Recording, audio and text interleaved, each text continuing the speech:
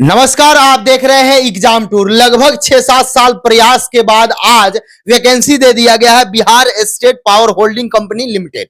यानी कि बहुत सारे विद्यार्थी लगातार ये डिमांड कर रहे थे, कई बार आंदोलन हुआ, मैं भी वहां गया था, बहुत सारा उस पर कवरेज किया, लेकिन आज दे दिया गया है। तो आप देखेंगे कौन कौन आवेदन कर सकते हैं। बहुत सारे विद्यार्थी ये सोच रहे हैं कि केवल आईटीआई वाले करेंगे या नॉन आईटीआई वाले करेंगे, या जो सिंपल ग्रेजुएट है वो भी कर सकते हैं, या कॉमर्स वाले हैं वो भी कर सकते हैं। सभी के लिए है, चूंकि 2610 पद दिया गया है। इस पर संपूर्ण जानकारी लेंगे। मेरे साथ नवीन सर हैं। सर, आपका स्वागत है एग्जाम जी, बहुत बहुत धन्यवाद।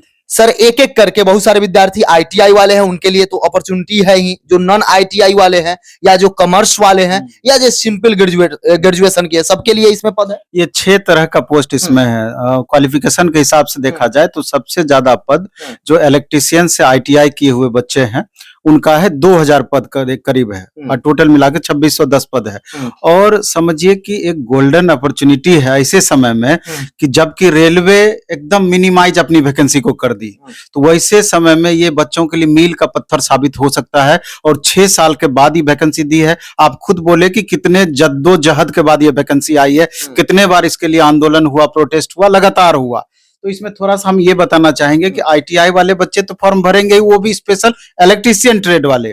इसके अलावे जो बीटेक किए हुए स्टूडेंट हैं, और बीटेक में भी अगर देखा जाए BE, BTech, BSc engineering in electrical and electronics, ये 2 के लिए ऑप्शन दिया है, इलेक्ट्रिकल एंड इलेक्ट्रॉनिक्स।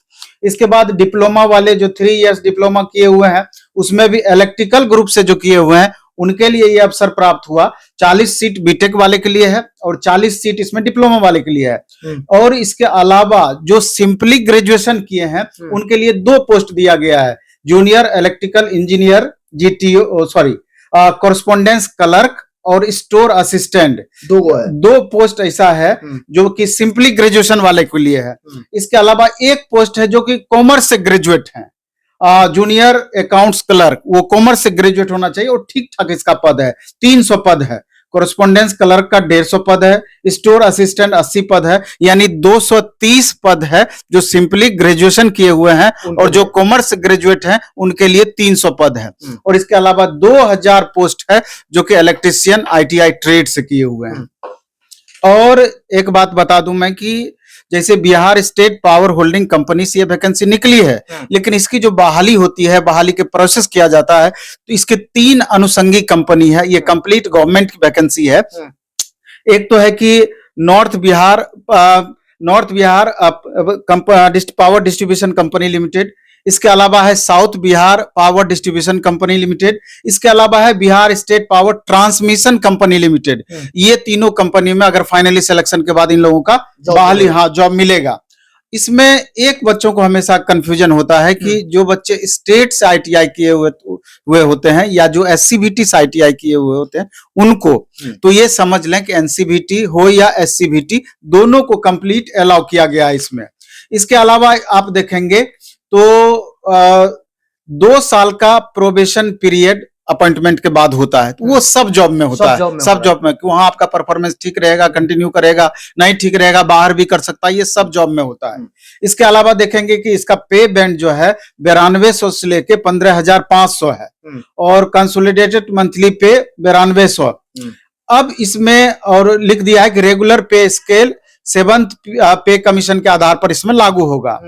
इसमें मिनिमम एज 18 साल है, मैक्सिमम 37 साल है। इसके अलावा ओबीसी 40 साल, SC ST 2 साल और बढ़ा दीजिए, कुल मिलाकर के UR +5 यानी 42 साल तक। इसके अलावा जो गवर्नमेंट का रूल रेगुलेशन सबके लिए है, वो चीज है NCL देना होता है। सर्टिफिकेट के मामले में भी आवेदन कर सकते हैं। हम महिला के लिए बता देना चाहते हैं कि 35% सीट रिजर्व्ड स्पेशल महिलाओं के लिए है। स्पेशल रिजर्वेशन इन लोग को आईटीआई पोस्ट के लिए भी, सब पोस्ट के लिए। इसके अलावा इसमें जो मुख्य बातें हैं, सबसे बड़ी बात जो है इसमें, सबसे ज्यादा स्टूडेंट जो नाखुश है इस वैकेंसी से, 1500 रुपया उसको फी लग रहा है। 1500 रुपया फी UR, BC, EBC, ये तीनों को 1500 रुपया फी लगना है। बाकी SC ST, दिव्यांग कैंडिडेट, इसके अलावा फीमेल कैंडिडेट, इसको 375 रुपया फी लगना है। तो फी कहीं ना कहीं बच्चों को परेशान करेगी। 1500 रुपया फी मामूली फी नहीं होता है। और ये भी बेरोजगारी की स्थिति में। और इसमें स्पष्ट कहा गया है कि सीबीटी यानी कंप्यूटर बेस्ड टेस्ट होगा और मल्टीपल बैचेज में, यानी कि चूंकि इनको भी पता है कि कैंडिडेट की संख्या ज्यादा होगी तो अलग अलग सीटिंग में ली जाएगी। वैसी परिस्थिति में जेड नॉर्मलाइजेशन स्कोर मेथड, एक स्कोर का मेथड इन्होंने किया है कि नॉर्मलाइजेशन का, उसका नाम दिया है जेड नॉर्मलाइजेशन मेथड। तो उसी के आधार पर फाइनली सिलेक्शन होगा। और मिनिमम क्वालिफाइंग मार्क्स भी तय कर दिया है कि यूआर के लिए 40 मार्क्स आना जरूरी है। इसके बाद बीसी के लिए 36.5 मार्क, ईबीसी के लिए 34 मार्क्स, एससी एसटी फीमेल के लिए 32 मार्क्स। जनरली क्या होता है, ये समझिए कि एक पैमाना है, इससे ऊपर लाना है, वैसा नौबत नहीं आता है कि मिनिमम पर पहुंचेगा, क्योंकि मैक्सिमम जितनी वैकेंसी है उसी हिसाब से लेगी और बाकी को उसके नीचे को ऊपर से उठाया जाएगा। इसके अलावा भी छोटा छोटा ढेर सारा इसमें कंडीशन दिया है, लेकिन सबसे बड़ी बात है कि इसका फॉर्म 1 अप्रैल से भराया जाएगा और इसका फॉर्म 30 अप्रैल तक, यानी पूरा अप्रैल तक इसका फॉर्म भरने का डेट है, पूरा अप्रैल तक। और सबसे बड़ी बात इसमें है कि इसके सिलेबस वाली बात, सिलेबस जो बच्चे आईटीआई किए हैं, टेक्नीशियन ग्रेड 3 उनका पोस्ट का नाम होगा टेक्नीशियन ग्रेड 3। और इसमें जो क्वेश्चन पूछा जाएगा, टोटल 100 क्वेश्चन पूछा जाएगा, जिसमें 50% वेटेज उसका संबंधित ट्रेड से, यानी इलेक्ट्रीशियन से 50 क्वेश्चन रहेगा, कंप्यूटर से 15 क्वेश्चन रहेगा, हिंदी से 10 क्वेश्चन रहेगा, इंग्लिश से 5 क्वेश्चन रहेगा, रीजनिंग से 10 क्वेश्चन रहेगा, जीके से 10 क्वेश्चन रहेगा। ये जो बाकी का जो सिलेबस दिया हुआ है, ट्रेड और कंप्यूटर, ये दोनों मिला के 65 क्वेश्चन है 100 में से।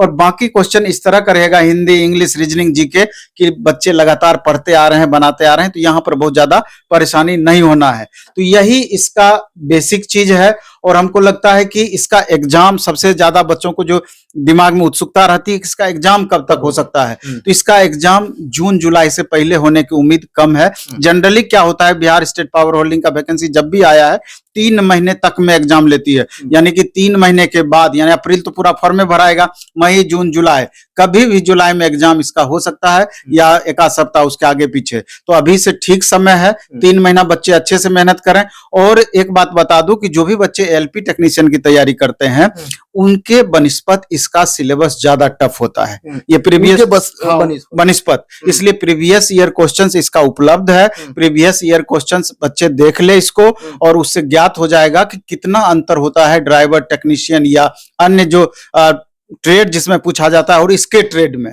और हो संभव होगा तो एक हम इसका स्पेशल क्वेश्चन का सॉल्यूशन भी प्रीवियस ईयर करा देंगे, उससे भी बच्चों को आइडिया आ जाएगा। और टेलीग्राम पर प्रीवियस क्वेश्चन भी हम डाल देंगे, उससे पता चल जाएगा कि क्वेश्चन का लेवल क्या है। प्लेटफॉर्म बाय नवीन कुमार सिंह टेलीग्राम चैनल का नाम है, उस पर हम कोशिश करेंगे कि क्वेश्चन प्रोवाइड कर देने का। क्या क्या कागजात इन लोगों के पास चाहिए? हाँ बिल्कुल, ये बड़ा समस्या इसमें होता है, क्योंकि बच्चे अगर आय जाति निवास नया नहीं है तो दिक्कत हो जाता है, एनसीएल नया नहीं है, ईडब्ल्यूएस नहीं है, क्या क्या जनरली क्या होता है कि एनसीएल 1 साल के अंदर का बना हुआ होना चाहिए और लास्ट डेट के पहले के 1 साल के अंदर।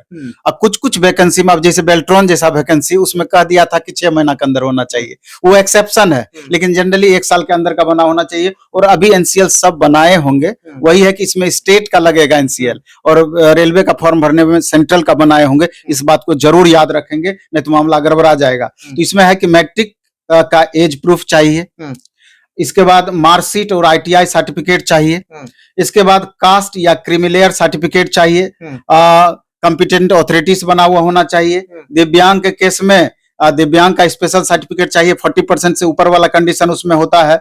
और इसके अलावा जो फ्रीडम फाइटर हैं, ईडब्ल्यूएस है, उसका स्पेशल जो अथॉरिटी है उससे निर्गत सर्टिफिकेट चाहिए। और परमानेंट डोमिसाइल और बिहार सर्टिफिकेट भर सकते हैं सभी, लेकिन वही होगा कि बिहार के बच्चे जो फॉर्म भरेंगे उसमें जो रूल है इसका कि यूआर में वो फाइट करेंगे, वही हिसाब से आवेदन ऑल ओवर इंडिया कर सकते हैं। और जो गर्ल्स कैंडिडेट जो भरेगी इसमें फॉर्म, पिता के आधार पर जो कंडीशन इसका है वही चीज होना चाहिए। और इसमें लिखता है कि identity proof such as a passport, Aadhaar card, PAN card, voter ID card, कुछ भी इसमें से एक चलेगा।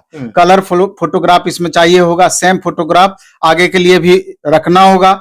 इसके बाद counter folio of admit card का फोलियो बना करके अच्छे से रख लेंगे, क्योंकि बाद में जब सिलेक्शन हो जाएगा तो उसका कटिंग आपसे मांगता है, तो यही सब सारा सर्टिफिकेट है जो कि बच्चों को देना होगा इसमें। जो भी व्यूअर देख रहे हैं, यदि आपके पास आईटीआई का डिग्री है या नहीं भी है, आप सिंपल ग्रेजुएशन किए हैं तो भी आप इसे आवेदन कर सकते हैं। यदि इसके बावजूद भी लगे कि कोई आपको जानकारी नहीं है, किसी प्रकार का कोई समस्या है, तो आप कमेंट सेक्शन में जरूर कमेंट कीजिए। सर, जो आईटीआई किए हैं उनसे तो ट्रेड पूछा जाएगा, लेकिन जो विद्यार्थी इसमें जनरल सिंपल ग्रेजुएशन है या कॉमर्स वाले हैं, उनका सिलेबस क्या होगा? जैसे कॉमर्स वाले अगर हैं तो 50% उनका कॉमर्स से रहेगा, 50% में जनरल जो बताए हैं वो सबके लिए कॉमन होगा। इसी तरीके से इंजीनियरिंग बैकग्राउंड के जो है चाहे डिप्लोमा है या बीटेक है, 50% क्वेश्चन उनका रिलेवेंट ट्रेड या जो भी इंजीनियरिंग का सेक्शन रहा है उससे रहेगा, 50% जनरल क्वेश्चन रहेगा। लेकिन जो कंप्लीट नॉन टेक सेक्शन के बच्चे हैं तो ये मान करके चलिए कि 50% में उनका नॉन टेक सेक्शन जो पूछा जाता है, सिलेबस घुमा फिरा करके वही रहेगा, लेकिन उसमें कंप्यूटर रहेगा, ये हिंदी इंग्लिश रहेगा, ये जो जनरल सिलेबस है वो सारा रहेगा। यदि आप एग्जाम टूर पर नए हैं, चैनल को सब्सक्राइब कर लें, लोगों में शेयर करें। जय हिंद।